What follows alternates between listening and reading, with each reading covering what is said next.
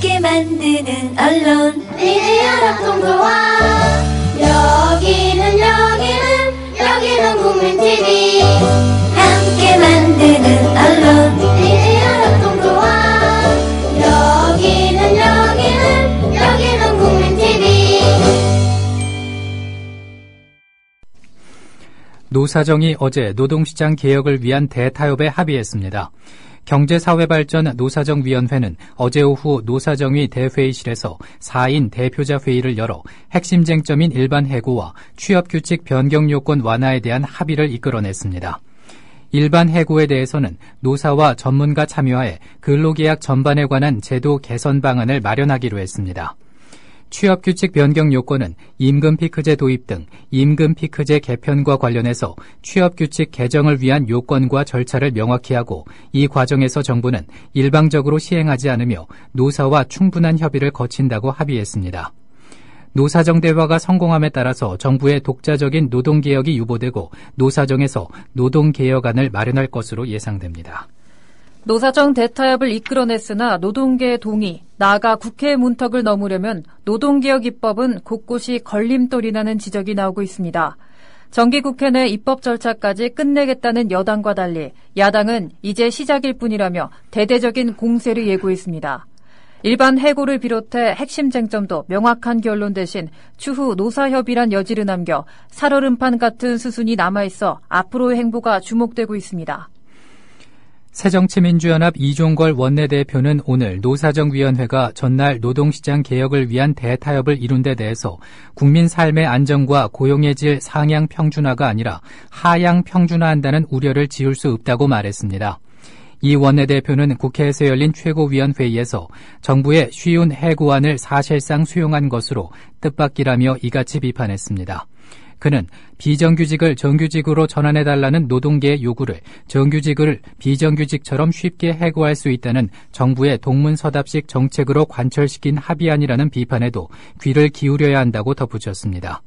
그는 입법 절차가 남아있어 이제 시작이다. 우리 당은 쉬운 해고를 통한 고용 불안 정책이 아니라 일자리를 만드는 노동정책을 위해 최선을 다하겠다고 밝혔습니다.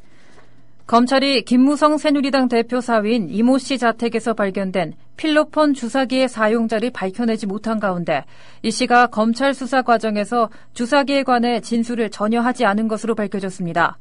공범자를 밝혀내기 위해서는 이 씨의 진술이 결정적이었지만 이 씨는 끝까지 입을 다물었고 검찰은 기본적인 주변 탐문을 벌이다가 사실상 수사를 종결한 상태입니다.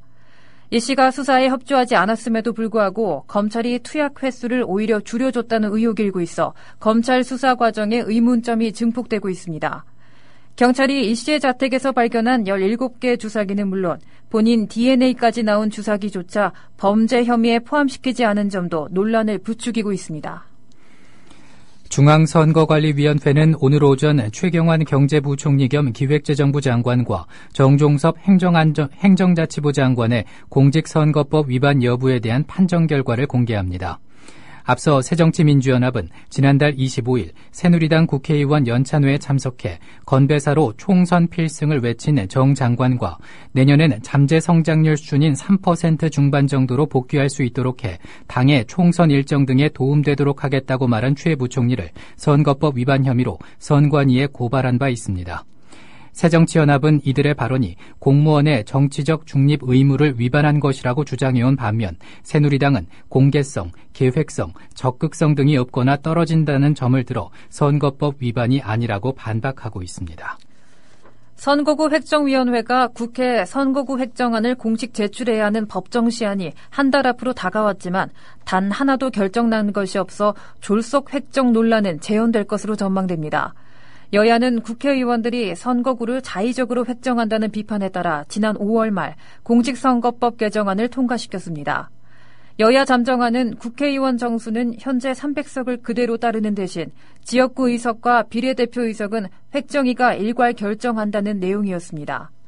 그러나 여야 잠정안은 이후 4차례나 열린 정개특위 소위에서 지역구 감소를 우려한 농어촌 의원들의 반발과 비례대표 감소를 우려한 정의당의 반발로 통과되지 못한 채 8월로 넘겼고 현재까지 별다른 상황 변화가 없는 상태입니다. 새정치민주연합 혁신위원인 조국 서울대 교수는 오늘 절차에 따라 당원 또는 당규로 확정된 사항만큼은 지켜라. 그게 싫으면 탈당해서 신당을 만들라고 밝혔습니다. 이는 전날 안철수 전 공동대표가 성명을 통해 당무위원회 의결로 확정된 16일 중앙위원회 개최를 무기한 연기하라고 요구한 것을 겨냥했다는 해석이 나옵니다. 조 교수는 또 정치인의 언동 뒤에는 반드시 자신의 정치적 이익이 있다면서 자신은 그런 이익과 무관한 순결한 존재고 반대편은 이익을 추구하는 추잡한 존재라고 말하지 마라. 시민은 바보가 아니라고 비판했습니다. 초유의 난민 유입 사태 속에 유럽 각국 시민이 동서로 나눠져 팽팽한 찬반 시위를 벌이고 있습니다. 서유럽 등지에서는 난민 환영 시위가 잇따른 반면 동유럽에서는 반대 시위가 속출해 난민 대책을 둘러싼 동서유럽의 분열을 실감케 했습니다. 외신에 따르면 지난 10일 영국 런던과 독일 베를린, 스페인 마드리드, 스웨덴 스톡홀름 등에서 시민 수만 명이 거리로 나와 난민을 지원하자는 시위를 벌였습니다. 그러나 폴란드 바르샤바에서 5천 명의 시위대가 이슬람은 유럽의 죽음이 될 것이라는 구호를 외치며 행진했고 체코 프라하와 슬로바키아의 브라티슬라바에서도 수백 명이 거리로 나와 난민은 환영받지 못한다며 집에 가라는 피켓을 흔들었습니다. 난민 대책에 대한 유럽 각국의 입장이 이처럼 크게 엇갈리면서 유럽 간에도 갈등의 골이 깊어질 예정입니다. 돌고래호 전복 사고 실종자로 추정되는 시신이 사고 10일째인 오늘 제주시 추자면 하추자도 남동쪽 해상에서 발견됐습니다. 오늘 제주해양경비안전본부에 따르면 오늘 오전 9시쯤 하추자도 남동쪽 5km 해상에서 수색 활동을 하던 수색팀이 남성 시신 한 구를 발견했습니다. 해경은 시신을 수습해 정확한 신원 확인에 들어갈 예정입니다. 해경은 실종자 가족이 제주에 와 있는 점 등을 고려해서 오늘 수습한 시신을 제주 시내 병원으로 옮길 것으로 보입니다. 이 시신이 돌고래호 전복 사고의 실종자로 밝혀지면 이번 사고의 사망자는 12명으로 늘어납니다. 국민에게 세금을 걷어 갚아야 할 나랏빚이 내년 말 370조 원에 달하고 2017년엔 처음으로 400조 원을 넘어설 것으로 예상됩니다. 정부와 공공기관, 가계가 진 부채를 합치면 2,300조 원에 육박하는 등 나라 곳간 사정이 빠른 속도로 나빠지고 있습니다.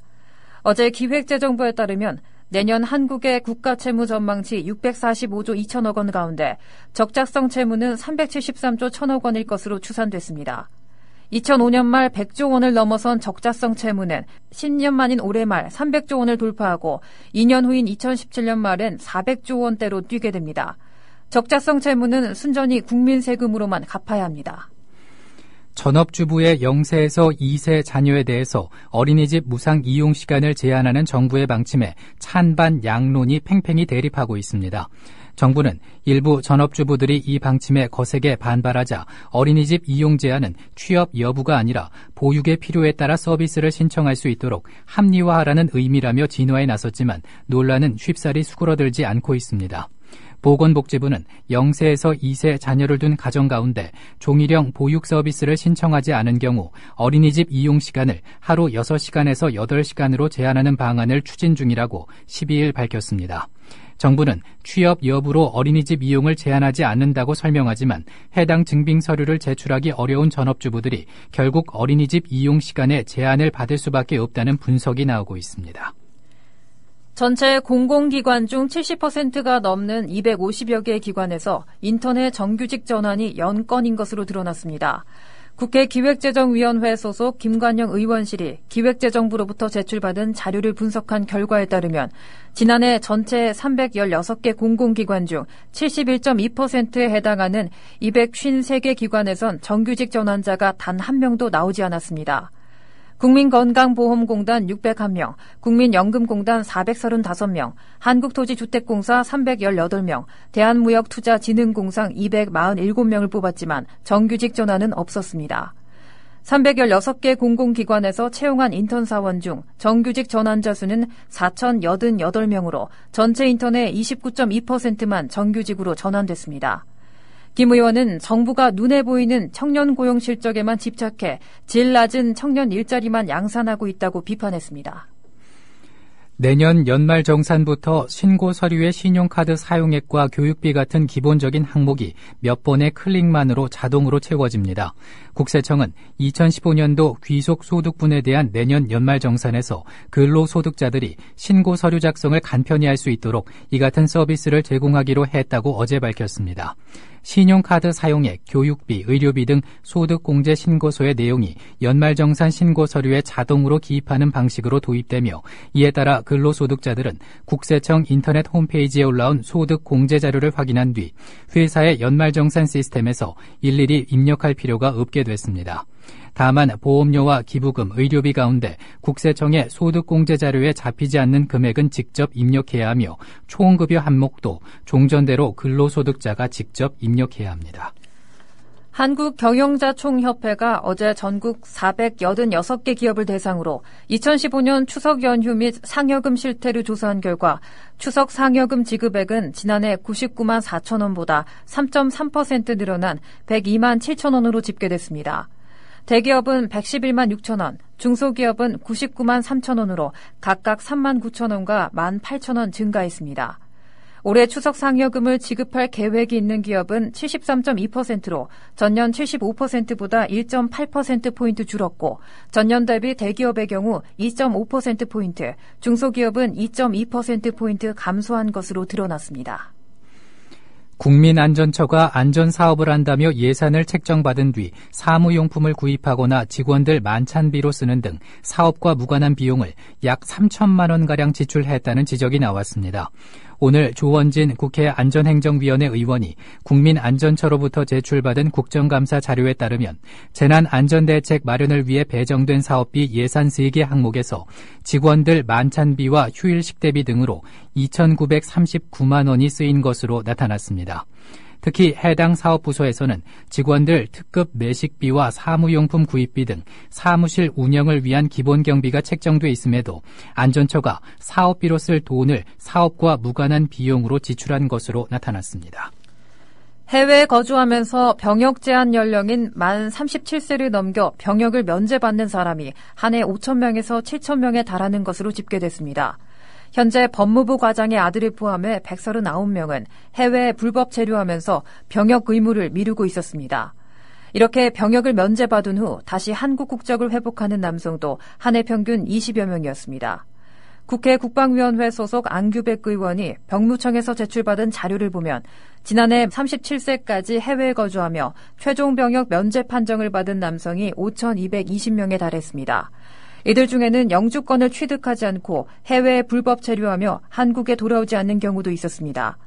병무청의 자료에 따르면 지난 5월 31일 현재 외국에 불법 체류하며 병역 의무를 피하고 있는 남성이 139명입니다.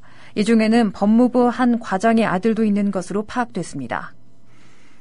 청년들의 취업난이 가중되면서 청년 경제활동 인구가 129명 늘어날 때 정규직 근로자는 1명 늘어나는 데 그친 것으로 파악됐습니다. 국회 기획재정위원회 소속 이만우 의원실이 기획재정부에서 제출받은 자료에 따르면 올해 청년 경제활동 인구가 12만 9천 명 증가한 반면 청년 정규직은 1,000명 늘어난 것에 그쳤습니다. 평균적으로 새롭게 취업활동 연령대에 진입한 청년 129명당 정규직 일자리는 오직 1개만 생겼다는 의미입니다. 최근 5년간으로 기간을 보면 2011년에서 2015년 청년 취업자 수는 5만 6천 명 늘어난 반면 청년 실업자 수는 12만 9천 명 늘어났습니다. 이는 연평균 1만 5천 명 정도 청년 실업자가 더 많이 쏟아진 것입니다. 담뱃값 인상에 따른 내년 세수가 12조 6천억 원을 넘어설 것이란 분석이 나오고 있습니다. 한국납세자연맹은 오늘 국회 기획재정위원회 윤호중 의원실에서 받은 자료를 분석한 결과 내년 담배 세수가 12조 6,084억 원에 이를 것으로 추산됐다고 밝혔습니다. 이는 담뱃값 인상 직전 해인 2014년과 비교해 5조 8,659억 원 늘어난 것입니다. 내년도 증가분은 애초 정부가 예상했던 수치인 2조 8천억 원 상당의 2배를 웃도는 수준입니다. 대학 수학능력 시험에 지원한 재학생은 매년 줄고 있지만 졸업생은 2년 연속 증가했습니다.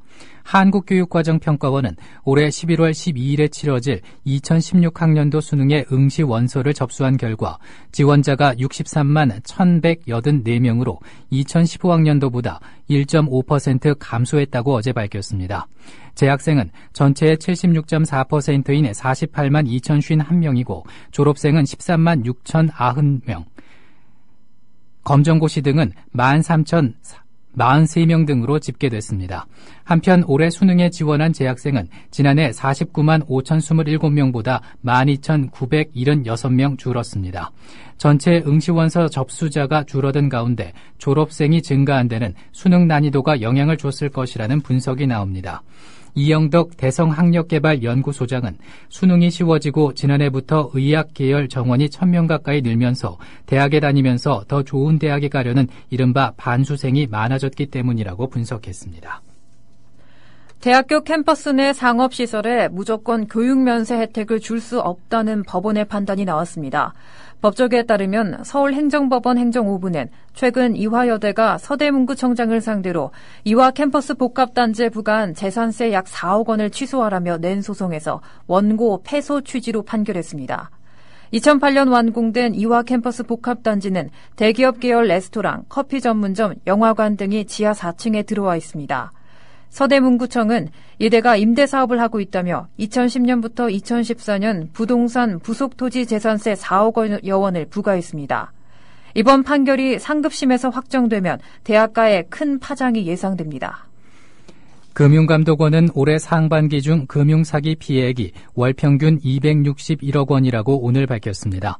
이는 지난해 하반기 월 평균 337억 원보다 22.5% 줄어든 수치입니다. 7월에서 8월 월 평균 피해액은 190억 원으로 상반기보다 더 줄었습니다. 이에 따라 월 평균 순 피해액은 지난해 하반기 277억 원에서 올해 상반기 181억 원, 7월에서 8월에는 122억 원까지 줄어들었습니다. 금감원 조성목 선임국장은 보이스피싱 사기 전화에 국민이 반사적으로 노를 외칠 때까지 홍보를 강화할 것이라고 말했습니다. 근로소득과 금융, 임대소득 등을 합친 통합소득 기준으로 상위 10만 명이 2013년 한 해 동안 평균 4억 7천만 원씩 벌어들인 것으로 나타났습니다. 국회 기획재정위원회 오재세 의원이 국세청에서 받은 2013년 근로소득 및 통합소득 백분위 자료를 경제개혁연구소에서 의뢰 분석한 결과입니다. 분석 결과에 따르면 통합소득 최상위 100명의 1인당 2013년 평균 소득은 212억 9,900만 원으로 나타났습니다. 또 상위 10만 명의 1인당 평균 소득은 4억 7,100만 원이었습니다. 근로소득으로 따지면 최상위 100명의 1인당 평균 소득은 66억 3,800만이었고 800만 원이었고 상위 10만 명의 1인당 평균 소득은 2억 7,440만 원이었습니다. 올해 수학여행을 다녀온 고등학생의 1인당 수학여행비 격차가 최대 180배에 달하는 것으로 나타났습니다. 국회 교육문화체육관광위원회 안홍준 의원이 교육부로부터 제출받은 자료에 따르면 2015년 수학여행을 실시한 전국의 고등학교 중 수학여행비가 가장 많이 발생한 곳은 대전의 동신과학고로 조사됐습니다. 이 학교는 학생 1인당 448만 원을 받아 미국 뉴욕과 워싱턴 DC를 다녀왔습니다. 반면 경기도 연천의 야영장으로 수학여행을 다녀온 용인고는 학생 1인당 경비가 2만 5천 원에 불과했습니다. 안홍준 의원은 고교 수학여행에도 양극화가 심각하다며 학생 1인당 경비가 높아지면 집안 사정에 따라 학생들 부담이 커지고 위화감이 생길 우려가 있다고 지적했습니다. 날씨입니다. 월요일인 오늘 전국이 동해상에 위치한 고기압의 영향을 받아 대체로 맑은 날씨를 보이겠습니다. 낮 최고 기온은 23도에서 28도로 어제와 비슷하거나 조금 높겠습니다. 오늘과 내일 대체로 맑은 날씨가 이어지는 가운데 밤에는 복사 냉각으로 기온이 떨어지고 낮에는 햇볕으로 기온이 오르면서 일교차가 10도 안팎으로 크겠습니다. 바다의 물결은 전 해상에서 0.5에서 2.5m로 일겠습니다. 남해상에는 이날 오후부터 동풍이 지속적으로 불면서 너울이 높게 일 것으로 예상됩니다. 지금까지 국민라디오 정오 종합뉴스 진행의 정승조, 신지혜, 제작의 이정일이었습니다. 국민라디오 팟캐스트 응원하는 가장 쉬운 방법 아시나요? 다운로드하기, 별점 주기, 댓글 달기, 구독하기. 국민라디오 팟캐스트 널리 알리는 가장 쉬운 방법. 다운로드하기, 별점 주기, 댓글 달기, 구독하기. 기억하세요. 다운로드하기, 별점 주기, 댓글 달기, 구독하기.